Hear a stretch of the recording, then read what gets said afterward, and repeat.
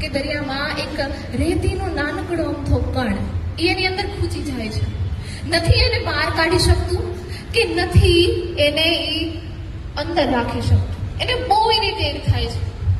જેવી રીતે આપણી લાઈફની અંદર family issue, trust issue, education issue, money issue, એવા તો ઘણા બધા ઇસ્યુ આપણી અંદર ઘૂસી જાય અને આપણે બહુ ઇરિટેટ કરે.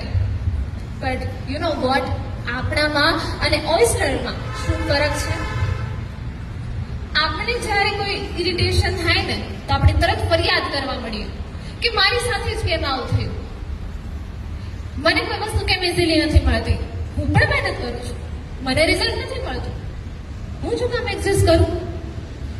આ બધા ઇસ્યુ આપણે ફેસ કરતા હોઈએ, આપણે ઇરિટેટ કરતા હોઈએ, પરંતુ ઓયસ્ટર એ ઇરિટેશનની ફરતે એક પરત બનાવે છે. તૂટેલી ફૂટેલી જાડી પાતળી આ છે